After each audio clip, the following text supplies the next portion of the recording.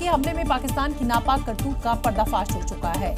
जी news के पास वो सारे दस्तावेज मौजूद हैं जो साफ इशारा करते हैं कि पहलगाम हमले के पीछे पाकिस्तान और उसकी सेना की भूमिका थी, और साथ ही ये सबूत देश में मौजूद उन लोगों के मुंह पर तमाचा है जो पाकिस्तान की तरफदारी कर रहे थे। ऑपरेशन महादेव में मारे गए तीनों आतंकवादियों की कुंडली मिल गई है, जिनसे साफ पता चलता है कि दहशतगर्द उस पार से आए थे। और जी न्यूज ये सबूत इसलिए दिखा रहा है क्योंकि पाकिस्तान को क्लीन चिट देने वाले शायद अब चुप हो जाएं और उसकी कायराना करतूत के सरपरस्त ना बने।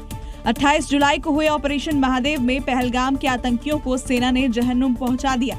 उनके पास से जो सबूत मिले हैं उसमें लाहौर गुजरावाला का वोटर आईडी, सैटेलाइट फोन से माइक्रो SD बरामद हुई, जिससे पता चला कि आतंकी POK के रावलकोट के थे। इसके अलावा कराची के बने चॉकलेट भी मिले हैं। पहलगाम हमले से जुड़ा जो खुलासा हुआ उसमें सामने आया कि हमले का मास्टरमाइंड सुलेमान शाह था। सुलेमान A++ कैटेगरी का आतंकी था। इसका पाकिस्तानी नाम फैजल भट्ट था, वहीं दूसरे शूटर का नाम अबू हमजा।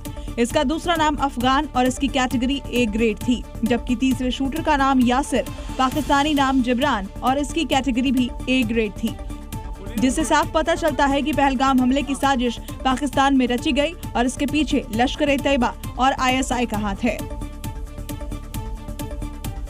एक तरफ सेना पहलगाम हमले के आतंकवादियों को जहन्नुम पहुंचा रही है, हमले में पाकिस्तानी साजिश का पर्दाफाश हो रहा है, तो वहीं दूसरी तरफ विपक्ष के पहलगाम हमले पर उठते सवाल अब तक शांत नहीं हो रहे।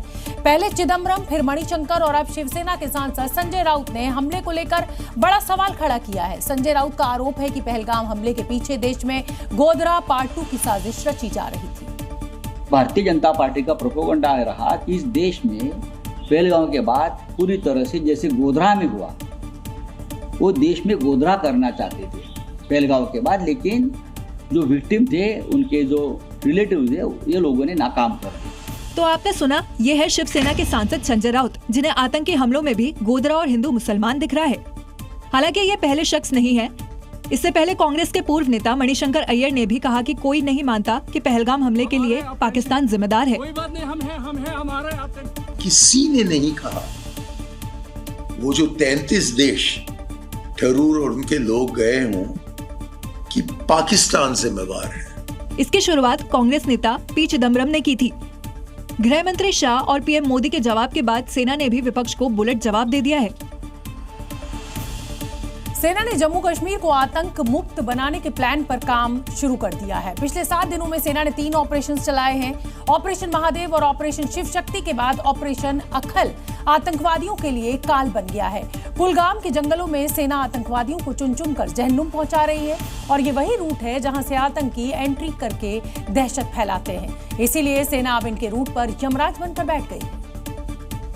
इसलिए अब इन दहशतगर्दों का अंत नजदीक है। पिछले 7 दिनों में सेना के 3 ऑपरेशन में अब तक 8 आतंकवादियों का सफाया हो चुका है। 28 जुलाई को श्रीनगर के लिडवास के जंगल में सुरक्षा बलों के जॉइंट ऑपरेशन में 3 आतंकी मारे गए। वहीं 31 जुलाई को पूंछ के देगवार सेक्टर में घुसपैठ की कोशिश कर रहे 2 आतंकियों को सेना ने मार गिराया। वहीं कुलगाम में 3 दिनों से ऑपरेशन अखल जारी है।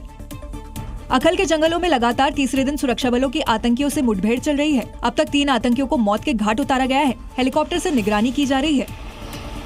अभी भी 2 से 3 आतंकवादी जो है यहाँ पर मौजूद हैं, और यहाँ पर मैं आपको बता दूँ, ये SOG के जो जवान हैं वो बिल्कुल हमारे आगे हैं और धीरे धीरे इस पहाड़ की क्लाइंबिंग कर रहे हैं। कुलगाम में मारा गया एक आतंकी हिट लिस्ट में था। ऐसे में साफ है कि सेना का ऑपरेशन क्लीन अभी थमने वाला नहीं है। जिस धर्म ने समय के हर कालखंड को जिया है, जो ना आदि है ना अंत है, उस सनातन धर्म के खिलाफ विवादित टिप्पणी पर अब संग्राम छिड़ गया है।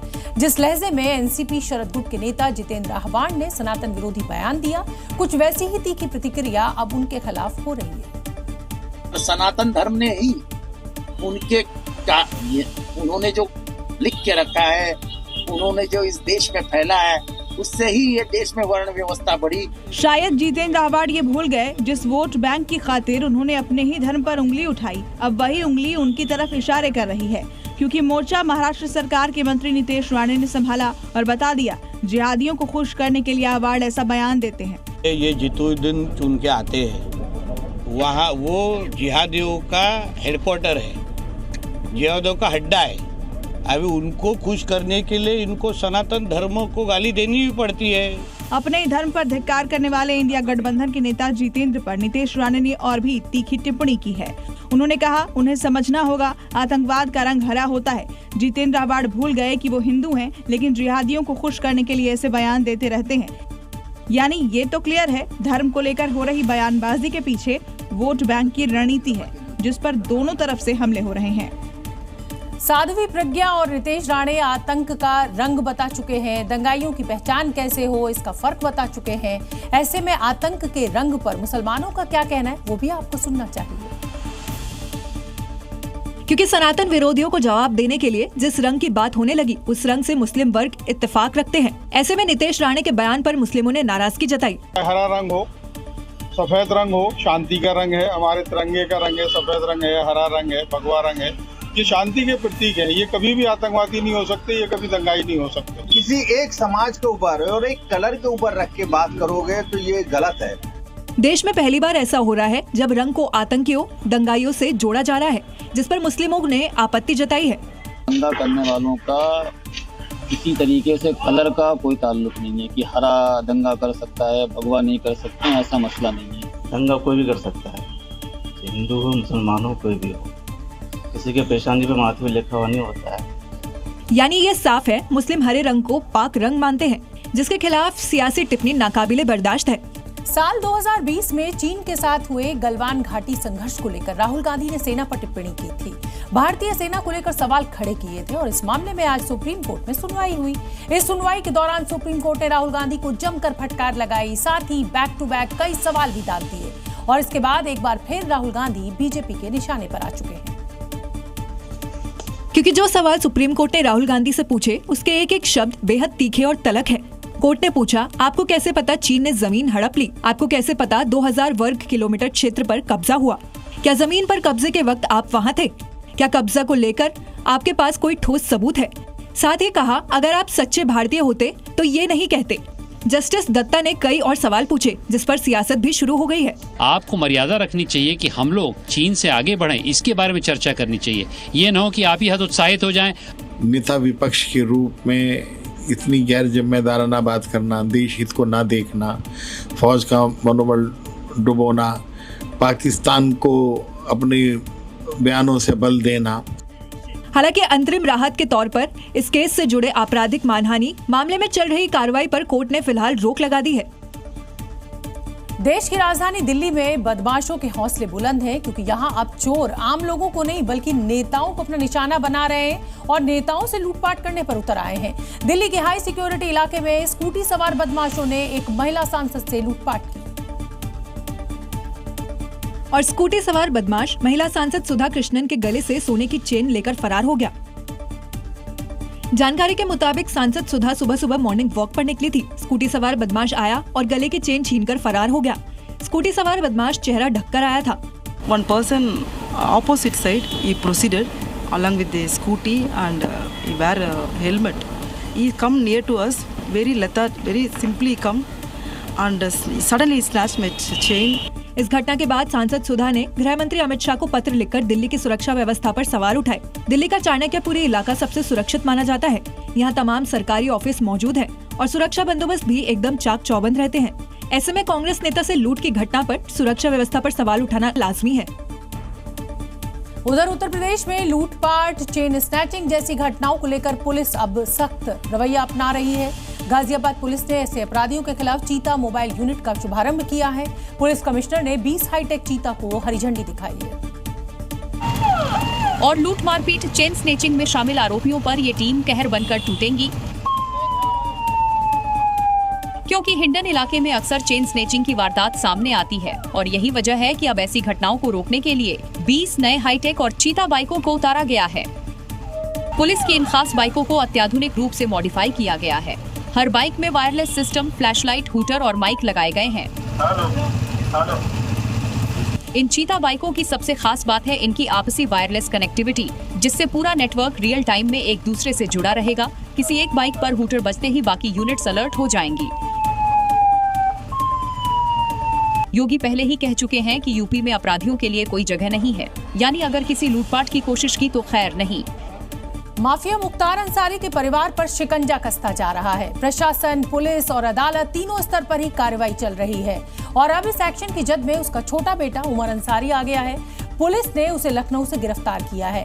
उमर पर गंभीर आरोप है कि उसने कोर्ट में जाली दस्तावेज पेश किए। पुलिस ने जब मामले की जांच की तो इस फर्जीवाड़े का खुलासा हुआ और बिना देरी किए उमर को अरेस्ट कर लिया गया। पुलिस की गिरफ्त में खड़ा ये उमर अंसारी है, माफिया का बेटा, और चाल भी कुछ वैसी ही। ये वीडियो उस वक्त का है जिस वक्त योगी फोर्स ने उमर अंसारी को गिरफ्तार किया। दरअसल उमर ने कोर्ट में फर्जी दस्तावेज जमा किए और अपने परिवार की जब्त संपत्तियों को छुड़ाने की कोशिश की। आरोप है इसके लिए अपनी मां अफशा अंसारी के जाली साइन का इस्तेमाल किया। अफशा अंसारी फरार है और वो 50,000 की इनामी है। गाजीपुर पुलिस ने बिना देरी किए उमर को दबोचा। लोकेशन थी लखनऊ का दारुल शफा में मौजूद उसके भाई का मकान। अफशा अंसारी जो कि वर्तमान में 50,000 की इनामिया है, उसके जो साइन थे वो प्रथम दृष्टया देखने से एवं जब उनका मिलान अन्य डॉक्यूमेंट से किया गया तो फर्जी प्रतीत हुए और वो साइन फर्जी हैं।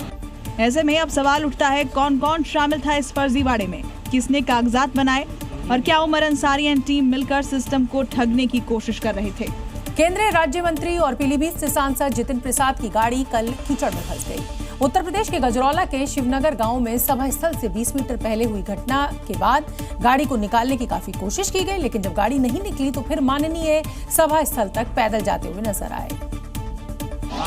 जिसकी तस्वीरें सामने आई हैं, वीडियो में आप केंद्रीय राज्य मंत्री जितिन प्रसाद को सभा स्थल तक पैदल जाते देख सकते हैं। वहीं कीचड़ में फंसी उनकी गाड़ी को निकलने में काफी जतन किए गए। गार्ड से लेकर सुरक्षा में तैनात जवानों ने मिलकर गाड़ी को धक्का लगाया, लेकिन जब गाड़ी नहीं निकल पाई तो जितिन प्रसाद बिना देरी किए पैदल ही स्थल तक पहुंच गए। शिवनगर में निर्माण विभाग के अधिकारियों की लापरवाही भी देखने को मिली। जिले में बारिश के चलते सड़कों में कई जगह गड्ढे हो गए। हालांकि अफसरों ने जितिन प्रसाद के दौरे से पहले इस समस्या को हल करने के लिए कोई कदम नहीं उठाया। हालांकि बाद में मौके पर ट्रैक्टर लाया गया और रस्सियों की मदद से मंत्री जी की कार को ट्रैक्टर से बांधकर खींचा गया। गाड़ी को ट्रैक्टर से खींचने का वीडियो भी सामने आया है। उत्तर प्रदेश के हमीरपुर में कुछ इलाकों में बाढ़ आई हुई है और मंत्री जी हालात का आज जायजा लेने पहुंच गए। आरोप है कि इस दौरान प्रभावितों ने उनसे दिए जा रहे खाने की क्वालिटी की शिकायत की और साथ ही अधिकारियों पर भी गंभीर आरोप लगाए। ये बाढ़ राहत शिविर है, नाम राहत का, लेकिन हालत देखने के बाद लोग कह रहे हैं राहत नहीं, आफत मिली है। सुबह नाश्ता सुबह किया कि नहीं? सरकारी तंत्र के साथ मंत्री जी मौके पर पहुंचे। कैमरे चले, माइक ऑन हुआ, लेकिन भूख से बेहाल लोगों के मुंह से निकली सिर्फ एक आवाज। नहीं, कुछ नहीं मिला। जानकारी के मुताबिक लोग यहीं नहीं रुके और उन्होंने मंत्री जी के सामने अधिकारियों की पोल खुल दी। हम अपनी बात कर रहे थे, अभी हम लोगों को पकड़ाया जा रहा है जबरदस्ती। विधायक जी कोई हमारा दोस्त नहीं है। अब खबर राजनीतिक वर्णमाला पढ़ाने वाले समाजवादी पार्टी के कार्यकर्ता फरहाद की, जिन पर पीडीए पाठशाला में A for Akhilesh, D for Dimple और एम फॉर मुलायम पढ़ाने को लेकर अब एफ फॉर एफआईआर दर्ज कर ली गई है।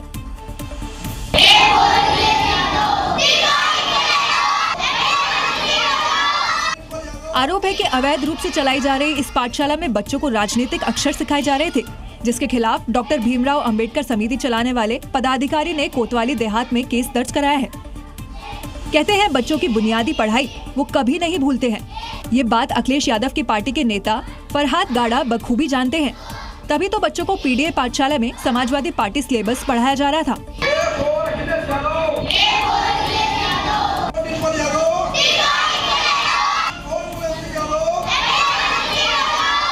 पाठशाला में फरहाद ने ऐसी पढ़ाई कराई कि यूपी की राजनीति गर्मा गई।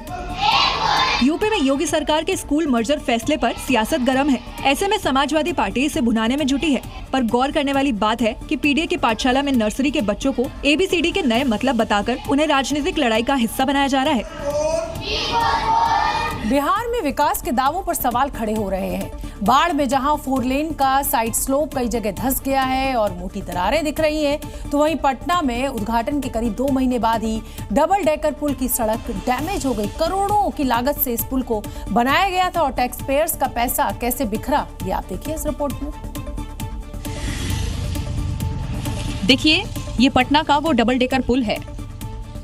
जरा इस सड़क को देखिए, जो ऐसी टेक्नोलॉजी से बनाई गई कि मानसून का पहला सीजन भी नहीं झेल पाई। देखिए, आपको जानकर और भी हैरानी होगी, इस पुल का उद्घाटन इसी साल 11 जून को हुआ, यानी करीब 53 दिन पहले। आरोप है कि निर्माण में जमकर घटिया सामग्री का इस्तेमाल किया गया और यही वजह है कि बारिश में सड़क नहीं, सरकारी दावों की परत उखड़ गई। खैर, अब इसकी मरम्मत कर दी गई है। अब बाढ़ से आई ये तस्वीरें भी देख लीजिए। दावा किया जा रहा है कि यहाँ विकास बारिश में बह गया। बख्तियारपुर मोकामा 4 लेन के 1 किलोमीटर के दायरे में कई जगहों पर साइड स्लोप धंस गया है और इसमें मोटी दरारें आ गई हैं। अब सबसे बड़ा सवाल ये है कि जिम्मेदारी कौन लेगा, या हमेशा की तरह ये मामले भी सड़क में आई दरारों की तरह धीरे धीरे ढक दिए जाएंगे। मुंबई के मदनपुरा इलाके में 4 मंजिला इमारत गिर गई। गनीमत रही कि हादसे में जानमाल का कोई नुकसान नहीं हुआ, क्योंकि लोगों ने कुछ दिन पहले ही इस इमारत को खाली कर दिया था। क्योंकि अधिकारियों ने इस बिल्डिंग को जर्जर घोषित कर दिया था। इमारत में रहने वाले परिवार के लोग 1 हफ्ते पहले ही घर खाली करके गए थे। देर रात बिल्डिंग पूरी तरह जमींदोज हो गई। तस्वीरें देखिए और अंदाजा लगाइए, अगर हादसे के वक्त बिल्डिंग में कोई मौजूद होता तो क्या हाल होता। जर्जर घोषित हो चुकी इमारत में पोस्ट ऑफिस भी था, अब पूरी तरह से दब चुका है। बीती रात बिल्डिंग का एक छोटा हिस्सा गिरा था, जिसके बाद से लोग काफ़ी सावधान थे। बिल्डिंग को पहले ही खाली करा लिया गया था, जर्जर इमारत इसे घोषित किया गया था। सवाल ये है कि जब बिल्डिंग जर्जर घोषित कर दी गई थी तो उसे तोड़ा क्यों नहीं गया, क्योंकि अगर ये फैसला पहले लिया होता तो ये ज्यादा सुरक्षित होता। गनीमत रही कि हादसे के वक्त आसपास कोई मौजूद नहीं था। सचिन तेंदुलकर की बेटी सारा तेंदुलकर को ऑस्ट्रेलिया की सरकार ने अपने नए टूरिज्म कैंपेन का ब्रांड एम्बेसडर बनाया है। $13 करोड़ यानी 1137 करोड़ रुपए के इस प्रोजेक्ट का ये दूसरा सीजन है। कम एंड से जी डे ऑस्ट्रेलिया का एक नया पर्यटन कैंपेन है और इसका उद्देश्य अंतर्राष्ट्रीय पर्यटकों को ऑस्ट्रेलिया में छुट्टी बिताने और टूर प्लान करने के लिए प्रोत्साहित करना है। भारत में सारा तेंदुलकर इस अभियान की अगुवाई करेंगी। $13 करोड़ के इस अभियान की शुरुआत 7 अगस्त से चीन से होगी और उसके बाद भारत, अमेरिका, ब्रिटेन जैसे देशों में भी इसे लॉन्च किया जाएगा। अगली खबर का रुख करेंगे। दिल्ली से दिल दहला देने वाली खबर सामने आई है, जहां पूर्वी दिल्ली के लक्ष्मी नगर इलाके में डीटीसी बस के ड्राइवर को हार्ट अटैक आने से एक बड़ा हादसा हो गया। देवी बस ने सड़क किनारे खड़े कई वाहनों को रौंद डाला और इसके बाद बस एक ऑटो से जा टकराई। टक्कर इतनी भयानक थी कि ऑटो चालक की मौके पर ही मृत्यु हो गई। बस ड्राइवर को चलती बस में दिल का दौरा पड़ गया और इससे बस का संतुलन बिगड़ गया। बस बेकाबू हो गई। हादसे में बस चालक भी गंभीर रूप से घायल हुआ है, जिसे अस्पताल में भर्ती कराया गया है। फिलहाल पुलिस मामले की जांच कर रही है। मुख्यमंत्री योगी आदित्यनाथ की सख्ती के बाद उत्तर प्रदेश में ड्रोन की अफवाह फैलाने वालों पर अब सख्त कार्रवाई हो रही है। बरेली में पुलिस ने 250 से ज्यादा ड्रोन्स को जब्त किया है और इसके अलावा पुलिस ने कई स्थानों पर ड्रोन उड़ाने वालों को भी गिरफ्तार किया है। क्योंकि सीएम योगी क्लियर कर चुके हैं कि कानून व्यवस्था से खिलवाड़ करने वालों को नहीं छोड़ा जाएगा। सीएम योगी के ऑर्डर के बाद पुलिस एक्शन में आई। बरेली में पुलिस ने 250 से ज्यादा ड्रोन जब्त किए। बागपत में ड्रोन और चोरों की अफवाह फैलाने वाले 6 लोगों की गिरफ्तारी हुई। मेरठ में 8 लोगों को गिरफ्तार किया गया है। सहारनपुर में भी पुलिस ने एक शख्स को गिरफ्तार किया है। बरेली में ड्रोन संचालकों को भी अब ड्रोन उड़ाने के लिए प्रशासन की अनुमति लेनी होगी। जनपद में जो ड्रोन संचालक है, जिनके पास ड्रोन है, उसके भी सत्यापन की कार्रवाई की गई है। बिना परमिशन के ड्रोन उड़ाना बिल्कुल भी अलाउ नहीं किया जाएगा। इसके अलावा अन्य जिलों में भी पुलिस एक्शन मोड में नजर आ रही है। दरअसल पूरे यूपी में कुछ दिनों से ड्रोन और चोरी की अफवाह फैली। कई इलाकों में रात को ड्रोन देखे जाने का दावा किया गया। मुजफ्फरनगर में सुहेल शाकिब जैसे लोग कबूतर के पैरों में लाइट बांधकर अफवाह फैला रहे हैं, तो कहीं खिलौने उड़ाकर रात को दहशत फैलाई जा रही थी। लेकिन सीएम योगी के ऑर्डर के बाद अब ऐसे लोगों की गिरफ्तारी होगी और सीधा गैंगस्टर एक्ट लगाया जाएगा। मध्य प्रदेश की राजधानी भोपाल में बनी मस्जिदों पर अब विवाद शुरू हो गया है। प्रशासन मस्जिद को हटाने के लिए नोटिस जारी कर चुका है, लेकिन मौलाना मौलवी अपनी जिद पर अड़े हुए हैं। ये वही मस्जिद है जिसे तोड़ने के लिए आदेश आ चुका है। नोटिस में साफ कहा गया है, या तो खुद मस्जिद तोड़ दो या फिर एक्शन लिया जाएगा। ऐसे में अब विवाद काफी बढ़ चुका है।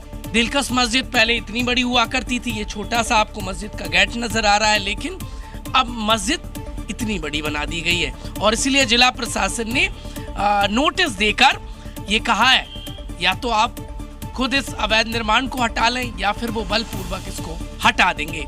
दावा है कि भोपाल में कई ऐसी मस्जिदें हैं जिसका निर्माण अवैध तरीके से हुआ है। ऐसे में अब दिलकश मस्जिद के साथ ही तमाम मस्जिदों के खिलाफ कार्रवाई होने वाली है। हटाएंगे इस मस्जिद को? नहीं हटाएंगे? नहीं हटाएंगे। प्रशासन हटा देगा, फिर नहीं हटा पाएगा। यानी ये साफ है, भोपाल में अवैध मस्जिदों पर फिर से टक्कर होने वाली है। भोपाल में डी गैंग की जांच आगे बढ़ रही है। वैसे तो रोज नए खुलासे हो रहे हैं। जांच में अब सामने आया है कि मछली परिवार के सदस्यों के नाम पर कई शस्त्र लाइसेंस थे, यानी आर्म्स लाइसेंस थे, और ऐसे में अब उस मददगार की तलाश भी हो रही है जिसने इन्हें बनवाने में मछली की मदद की थी। भोपाल का मछली परिवार, जिसका नाम डी गैंग के तौर पर दर्ज है, ड्रग्स तस्करी, धर्मांतरण, अवैध कब्जा जैसे आरोप एफआईआर की लंबी लिस्ट है। अभी हाल में मोहन फोर्स ने इस परिवार की सल्तनत को बुलडोजर चलाकर जमींदोज किया था। इनके गुनाहों का हिसाब किताब जारी है और अब सामने आया है कि मछली परिवार में 1 या 2 नहीं बल्कि पूरे 15 लोगों के नाम से शस्त्र लाइसेंस थे। देखिए, क्राइम ब्रांच ने केस दर केस रिकॉर्ड खंगाला, नामों की लिस्ट बनाई और अब इन सभी लाइसेंसों को निरस्त करने के लिए कलेक्टर को पत्र लिखा। मुकदमे दर्ज थे, आरोप भी गंभीर थे, बावजूद इसके लाइसेंस कैसे बने? पुलिस ने कैसे वेरिफिकेशन कर दिया? पुलिस आखिरकार क्या आंख बंद करके इन डी गैंग का क्राइम वेरिफिकेशन करके शस्त्र लाइसेंस दिलवाने का काम कर रही थी? उत्तर प्रदेश में फर्जी पुजारियों के मिलने का सिलसिला जारी है और इस बार भी शामली से एक चौंकाने वाली खबर सामने आई है, जहां इमामुद्दीन अंसारी नाम के शख्स को शनिदेव मंदिर में फर्जी पुजारी बनकर पूजा पाठ कराने के आरोप में गिरफ्तार कर लिया गया है। मामला शामली के थाना भवन क्षेत्र के मंटी हसनपुर गांव का है, जहां पर शनि मंदिर में नाम बदलकर रह रहे पश्चिम बंगाल निवासी मुस्लिम इमामुद्दीन अंसारी को गिरफ्तार किया है। वो 2 साल से मंदिर में बाबा बंगाली उर्फ बालकनाथ के नाम से रह रहा था। आरोपी की पहचान के बाद इलाके में हड़कंप मच गया। पुलिस ने तुरंत कार्रवाई करते हुए उसे गिरफ्तार कर लिया है। पकड़ा गया आरोपी करीब 6 साल से गांव में अपना नाम और धर्म बदलकर रह रहा था और मंदिर में नियमित पूजा पाठ भी करता था। मां दुर्गा की तस्वीर, भोलेनाथ की तस्वीर, भगवान श्री राम की तस्वीर, तमाम देवी देवताओं की तस्वीर जहां पर सुबह शाम आरती की जाती थी। पुलिस ने जब जांच की तो उसके कब्जे से कई फर्जी दस्तावेज भी बरामद किए गए, जिनमें आधार कार्ड और पैन कार्ड शामिल हैं। धार्मिक भावनाएं आहत करने और फर्जी दस्तावेज के आरोप में गिरफ्तार इमामुद्दीन अंसारी से फिलहाल पूछताछ जारी है और पुलिस पूरे मामले की तह तक जाने की कोशिश कर रही है। जिस कथावाचक प्रेमानंद महाराज को लाखों भक्त श्रद्धेय मानते हैं, अब उनके लिव इन और शादी से पहले हो रहे अफेयर्स की निंदा वाले बयान का जबरदस्त विरोध चल रहा है। लेकिन कुछ ऐसे भी विरोधी हैं जो प्रेमानंद महाराज के बहाने तमाम साधु संतों को टारगेट पर ले रहे हैं। ऐसे लोगों को अब मुख्यमंत्री योगी आदित्यनाथ ने सीधा जवाब दिया है। सीएम योगी ने बिना नाम लिए कथावाचक को कटघरे में खड़ा करने वालों पर तीखा हमला बोला है। प्रेमानंद महाराज जी के इसी बयान पर एक वर्ग विरोध का झंडा लिए अपने एजेंडे पर आगे बढ़ रहा है, जिसे अब सीएम योगी ने जवाब दिया है। न सिर्फ जवाब दिया बल्कि उन्होंने साफ कर दिया, जिनका पूरा जीवन विवादित है वे संतों को विवादित करना चाहते हैं। जिनका पूरा जीवन ही विवादित है वे पूज्य संतों को भी विवादित करने का प्रयास करते हैं।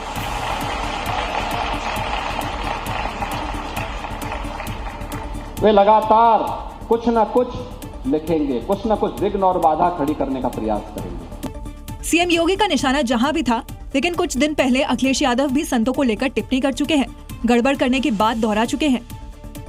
ऐसे में मुख्यमंत्री योगी ने संतों के समर्थन में जो बयान दिया है, उसकी अब राजनीतिक गलियारों में भी खूब चर्चा हो रही है। और चलिए अब आपको बताते हैं कि कैसे अमेरिका में एक ततैये से परमाणु खतरा पैदा हो गया है। कैसे ततैये के घोंसले को हटाने के लिए ट्रंप की पूरी आर्मी उतर गई है। दरअसल परमाणु ठिकाने पर ततैये का घोंसला मिला। जांच के दौरान ततैया में 10 गुना खतरनाक रेडिएशन मिला। ये घोंसला दक्षिण कैरोलिना में रिवरसाइड पर मिला, जहां परमाणु बम के लिए प्लूटोनियम बनता था। उसी घोंसले में मौजूद ततैया में रेडिएशन मिला। ये कीड़े ज्यादा दूरी तक नहीं उड़ सकते, इसलिए दावा किया जाता है कि ततैये से पर्यावरण को खतरा नहीं है, लेकिन एहतियातन ततैये के घोंसले को अब हटा दिया गया है। क्या आपने कभी सुना है कि कोई जानवर व्रत भी करता है? शायद नहीं सुना होगा, लेकिन मध्य प्रदेश के उज्जैन में बाबा महाकाल की सेवा में तैनात फीमेल डॉग स्निफर सोमवार के व्रत करती है और इस दिन ये सिर्फ और सिर्फ दूध पीती है। बाबा महाकाल की सेवा में तैनात इस फीमेल डॉगी का नाम मैक्सी है और मैक्सी सिर्फ ड्यूटी नहीं करती बल्कि आस्था भी निभाती है। सावन में जैसे आम भक्त भगवान शिव के लिए उपवास करते हैं, वैसे ही मैक्सी भी हर सोमवार व्रत रखती है। सुबह दूध, दिन भर पानी और शाम को यदि फल दिया जाए तो कभी कभी लेती है, लेकिन अन्न नहीं छूती। दरअसल महाकाल लोक और मंदिर की सुरक्षा में मादा स्निफर डॉग मैक्सी तैनात है। मैक्सी की उम्र 2 साल है और मैक्सी मध्य प्रदेश पुलिस के डॉग स्क्वाड की प्रशिक्षित सदस्य है, जिसका मुख्य काम है बम डिटेक्शन और संवेदनशील इलाकों की चेकिंग करना। अधिकारियों के मुताबिक पहली बार जब सोमवार को मैक्सी ने खाना नहीं खाया तो लगा वो बीमार है, लेकिन बाद में देखा गया कि वो हर सोमवार सिर्फ दूध पीती है और कोई अन्न, डॉग फूड या अन्य चीजें नहीं खाती। 2 साल से वो ये व्रत निभा रही है। उत्तर प्रदेश के प्रयागराज में आधी आबादी इस समय बाढ़ की चपेट में है। तेज बारिश में ज्यादातर हिस्से जलमग्न हैं। संगम नगरी में 2013 में आई बाढ़ का रिकॉर्ड भी इस बार टूट गया है। गंगा और यमुना का जलस्तर खतरे के निशान के 1 मीटर ऊपर पहुंच चुका है। एक तरफ गंगा किनारे के मोहल्ले बाढ़ से परेशान है, तो शहर के बाकी हिस्सों में बारिश ने मुसीबत बढ़ा दी है। घरों में पानी घुस चुका है, गलियों में नाव चल रही है, सड़कों पर समंदर बह रहा है, नावें चल रही हैं और लोग घरों की छत पर रहने पर मजबूर हो गए हैं। प्रशासन ने एहतियातन कक्षा 8 तक के स्कूल बंद कर दिए हैं। गंगा के तटवर्ती इलाकों में 3 किलोमीटर तक पानी पहुंच गया है। करीब 1000 से अधिक घरों और दुकानों के अंदर बाढ़ का पानी पहुंच गया है। प्रयागराज के जिलाधिकारी मनीष वर्मा ने देर रात बाढ़ प्रभावित क्षेत्रों का निरीक्षण किया, जिसमें एनडीआरएफ की टीम भी उनके साथ थी। इस दौरान उन्होंने बाढ़ में फंसे लोगों को हर संभव मदद का आश्वासन दिया। लगातार हो रही बारिश उत्तर प्रदेश के कई जिलों के लिए मुसीबत बनती जा रही है। प्रयागराज के बाद वाराणसी में भी गंगा की लहरें तांडव मचा रही हैं। गंगा का पानी घरों तक पहुंच गया है। सैलाब की ये तस्वीरें खौफ पैदा कर रही हैं। यकीन ना हो रहा हो तो ये तस्वीर देख लीजिए। ये काशी का 80 घाट है जो बाढ़ में पूरी तरह डूब चुका है। गंगा का पानी सड़कों तक पहुंच गया है। सड़कें समंदर बन गई हैं। लोग सड़कों पर कमर तक पानी में चल रहे हैं। हालात इतने बदतर हैं कि सड़कों में नाव चलाने के हालात बन गए हैं। वाराणसी में गंगा का ये सैलाबी मंजर लोगों को डरा रहा है। गंगा नदी की लहरें उफान पर हैं।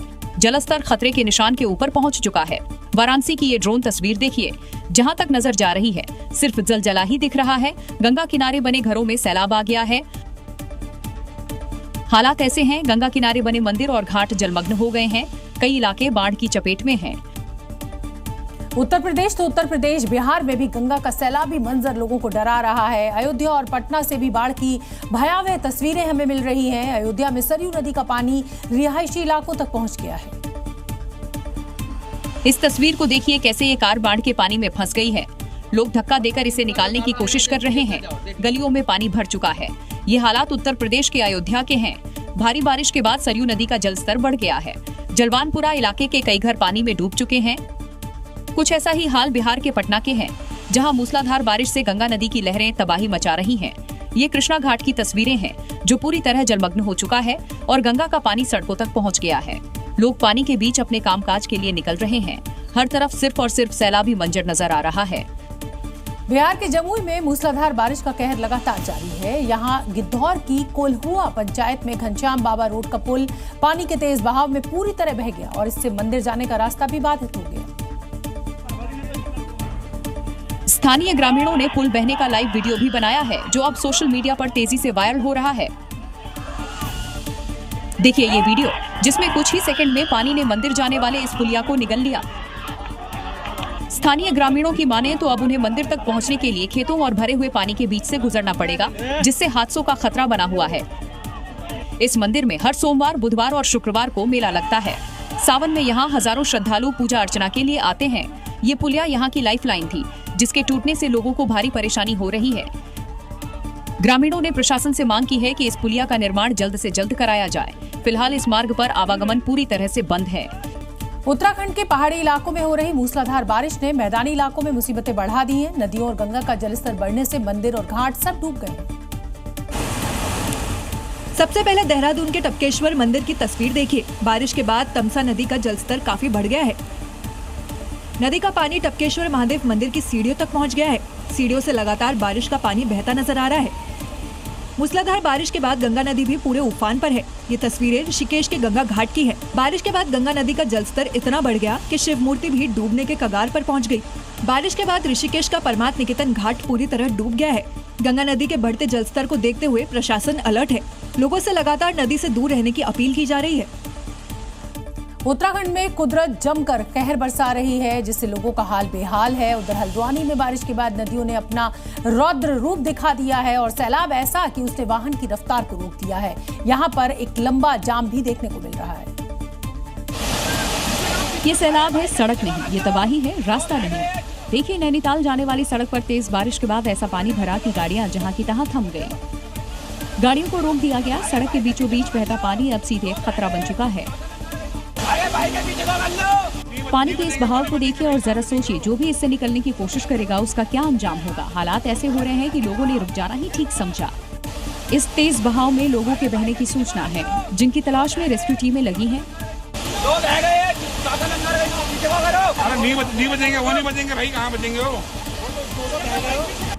फिलहाल प्रशासन ने लोगों से अपील की है, अभी पहाड़ पर यात्रा से बचें, क्योंकि सड़कों पर सैलाब बोल रहा है। ऐसे में सावधानी ही सुरक्षा है। Zee News।